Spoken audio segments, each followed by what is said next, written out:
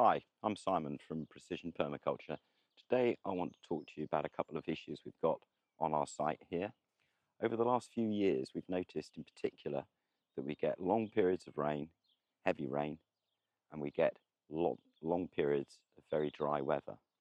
So we're in a cycle sort of almost here now of flood and then drought. If you look to this field just slightly to the left of me here, you'll see that this is an agricultural field and it gets sprayed with herbicides. And that's responsible for quite a lot of water just entering our property. And that's become sort of even more apparent really since we put in our beech hedge that we've got just along here that you can see sort of behind me and by the side of me here. And so the water basically would pool here and it would cause erosion. So it's washing our mulch off the beech hedge across the other side.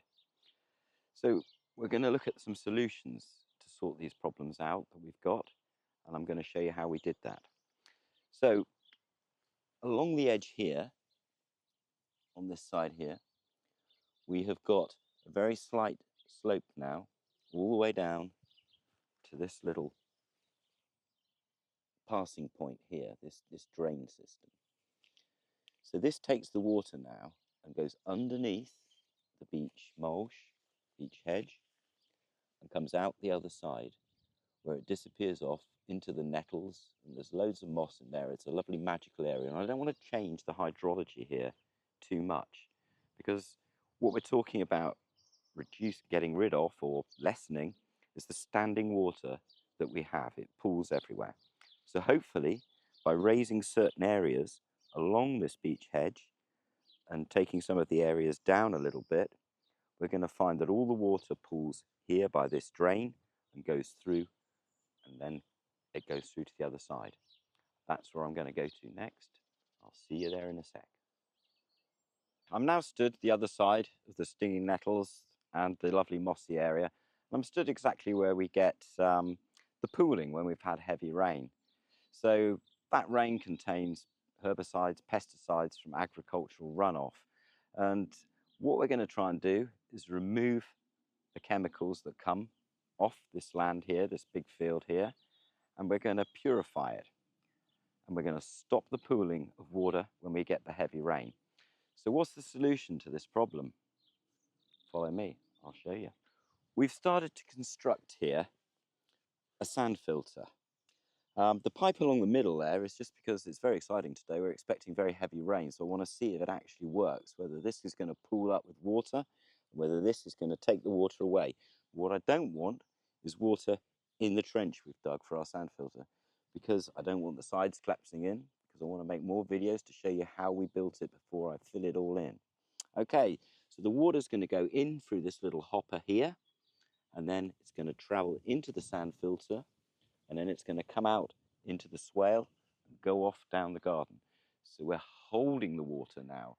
It's soaking into the ground. It's not running through the site. It's not causing erosion anymore. And it's going to be purified because the sand filter is going to have reeds in it. And it's also going to be a visual feast to look at. It's going to be very nicely done. So the reeds that we're going to put in are going to be Phragmites, which is just a common reed.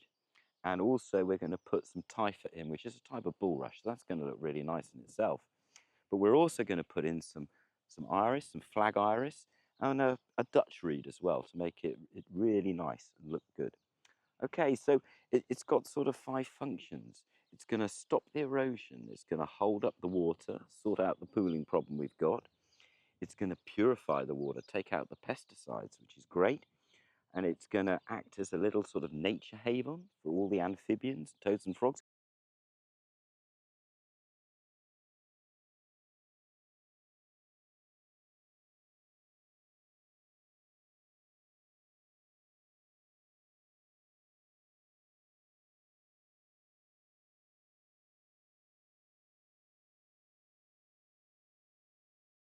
We've already pulled out 2 toads, out of here this morning. Every morning and every evening during the day, we keep checking it and lifting the little fellows out and putting them back into their mossy area.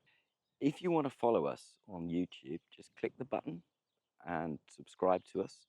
And we're going to be doing short series of videos of how we built this sand filter. So if you want to do the same sort of thing, you've got the same problem in your garden, and you want to solve some of these problems, then we'll show you how to do it step by step. It's going to be great. Follow us on our journey. Catch you soon.